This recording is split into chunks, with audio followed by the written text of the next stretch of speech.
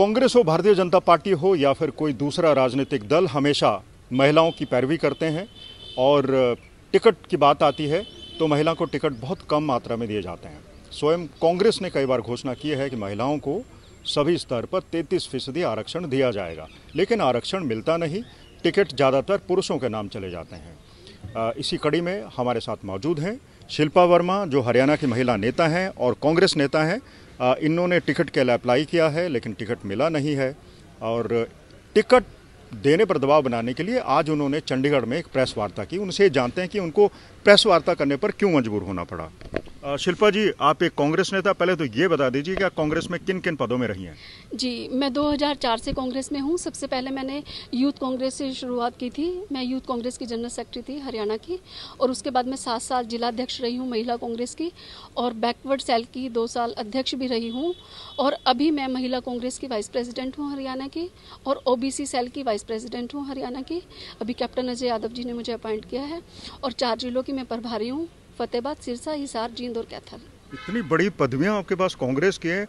कांग्रेस की महिला की आप उपाध्यक्ष हैं हरियाणा की, फिर भी टिकट पाने के लिए आपको प्रेस कॉन्फ्रेंस करनी पड़ रही है? जी सर, प्रेस कॉन्फ्रेंस करनी पड़ रही है क्योंकि मैं देखो बीसीए से आती हूँ, प्रजापति कुमार समाज से आती हूँ, और मेरी जो फैमिली बैकग्राउंड रही है, एक फ्रीडम फाइटर रहे हैं मेरे जो फादर इन लॉ, स्वतंत्रता सेनानी थे, तो वो भी लड़ाई हमने लड़ी है।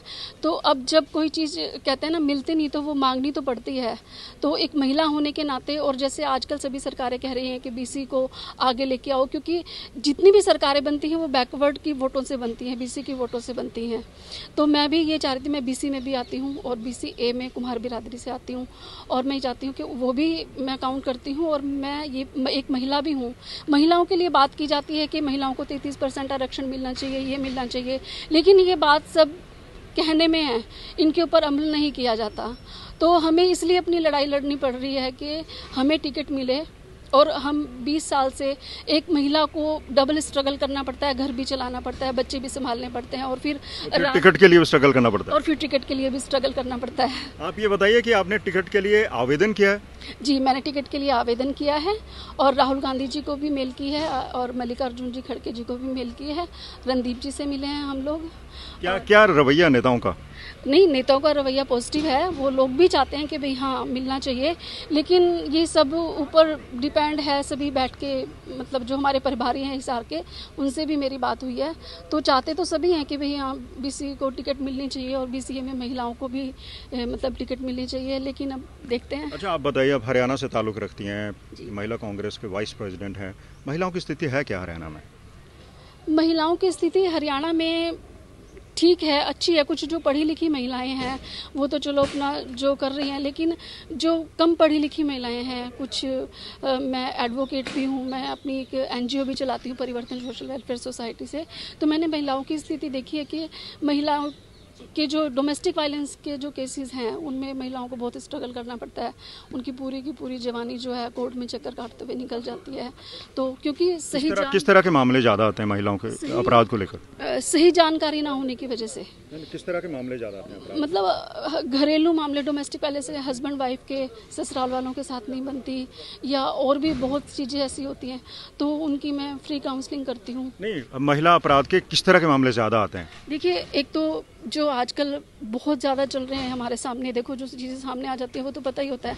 एक तो जो बच्चों के साथ रेप हो रहा है ना, वो मामले जो हैं बहुत ज़्यादा आ रहे हैं, और छोटी छोटी बच्चियों के साथ रेप हो रहा है, 4-4 साल की बच्चियों के साथ रेप हो रहा है। अभी पीछे भी एक 4 साल की बच्ची के साथ रेप हुआ, और बच्चियों को उठा के ले जाते हैं, और फिर रेप करने के बाद ये नहीं कि उनको जान से भी मार देते हैं। अच्छा, 4 साल की बच्ची के साथ अपराध हुआ, उस पर क्या कोई गिरफ्तारी हुई, कानूनी कार्रवाई हुई?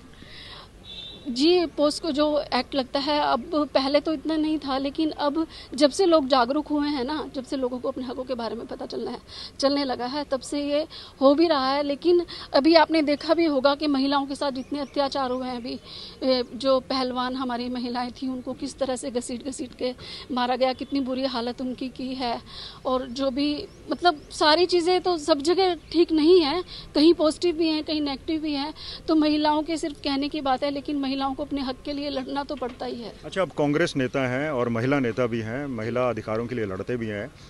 10 सालों तक भारतीय जनता पार्टी की और अब JJP और BJP की सरकार थी। उसके कार्यकाल को कैसे आंकते हैं, खासकर महिला अपराधों को लेकर?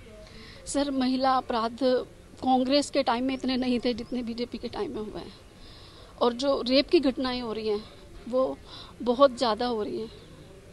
और अभी आप यूपी के भी कांड देख लीजिए, जो अभी रात को जिस लड़की का संस्कार कर दिया था, और आपके सामने भी रोज की ये खबरें आती हैं कि आज इसके साथ रेप हो गया। आज हरियाणा की बताइए।